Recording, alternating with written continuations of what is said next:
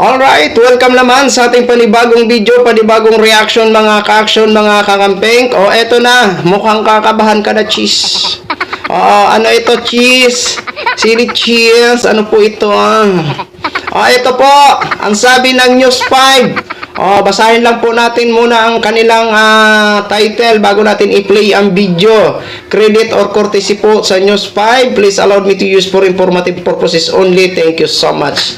Ayon dito sa caption, kontratista nagbigay ng 30 in campaign fund kay Cheese? Question mark. Inamin ni Center West Construction and Development INC President Lawrence Lubiano na nag-donate siya ng 30 million para sa senatorial bid ni Senate Pres Cheese Escudero noong 2022 elections. Pero paglilinaw niya, galing ito mismo sa sarili niyang bulsa at hindi galing sa kanyang construction firm. Bukod dito, iginiit din ni Lubiano na karamihan sa 80 proyektong nakuha nila sa pamahalaan mula noong 2022 ay nasa Sorsogon.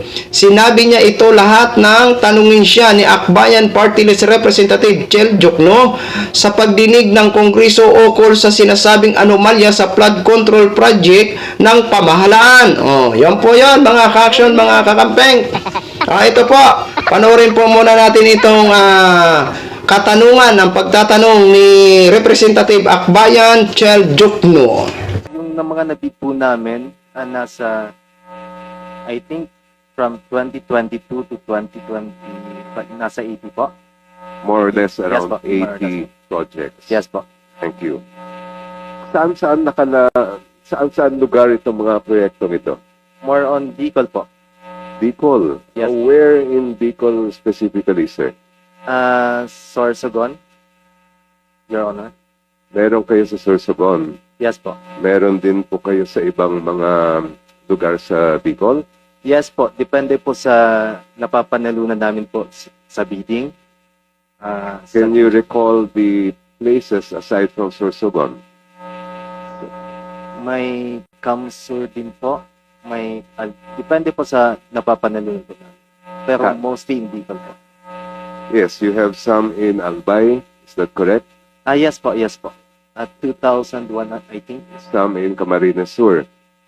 Yes po, yes po. Also some in other provinces like Cebu and Masbate. Yes po.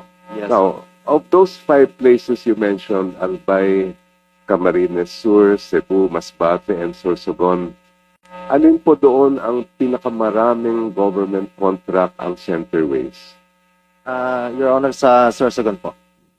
Sorsogon, Yes po. out of the 80 plus or more or less projects, how many do you have in Sorsogon? Pwede ko po i-check sa record ina. But To be exact. ballpark figure, sabi nyo, ang pinakamarami ay doon sa Sorsogon. Yes po. Siguro mga 30 po, Your Honor. I think. More or less. I was checking the website of Sumbong sa Pangulo. Yes po. Ang nakita ko po doon, umaabot yata ng around 50, 53. Can you confirm that, please? Di po sure. I-check ko po, Your Honor. But you're sure that most of your projects came from or are located in Sorsogon? Yes po, Your Honor. Now, you were named as... let me just rephrase that question.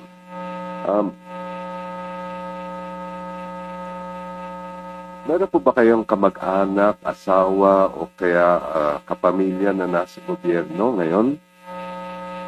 Yes po, Your Honor. At sino po sila? At anong kanilang posisyon? Po? Sino po sila? Yung sinasabi niyong kamag-anak ninyo. Kapatid ko po, Your Honor. And what is his position in government? Mayor po, ngayon. Sa isang bayan sa Sorsogon po. Saan po? Sa Sorsogon. Sa Sorsogon. Aside from your brother or is that sister? Wala po akong sister. Sino pa po? Brother ko po, city councilor din po sa Sorsogon. Maliban doon sa dalawang nabanggit ninyo, meron pa ba kayong ibang kamag-anak Wala na po. nasa government? Sa pagkakaalam ko po, wala na po. How about business partners? Do you have any business partners who are in government? Wala po, Your Honor. In the last elections, last two cycles of elections, 2022 and 2025, kayo po ba ay nagbigay ng donasyon sa sino man na kumandidato, whether local or national, sa huli mga eleksyon? 2022, Your Honor? Yes. Yes po, Your Honor. Kanino po yun? Kay Senator Cheese po. Senator Cheese Escudero. Yes po. Aside from Senator Escudero, may I know if there have been other candidates for either national or local positions that you gave donations to? Wala na po, Your Honor. And more or less, magkano po daw ang inyong na-donate sa kampanya ni Senator Cheese? 30 million po. Your Honor. 30 million pesos. Yes. This was during the time that you already had government projects. Is that right? Ano po? Sorry, Your Honor. Noong panahon na yun, ay kayo ay meron ng mga proyekto o kontrata sa gobyerno. Yes po, since 2009 po. Thank you.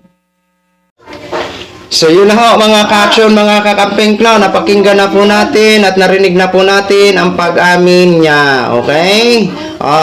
Ayon dito sa mga netizen na nagko-comment ho mga ka-action, magbasa lang po ako dito ha. Sabi ni Randy, to the rescue dyan si Marcolita. Sabi naman ni Salvador Mendoza, kaya pala panay insertion ni Cheese sa budget, gusto forthwith na kupit. Sabi ni Salvador. Sabi naman ni John, baka ginamit pang pakilay, kayo naman. Daming kawatan ngayon. Sabi ni I Dream.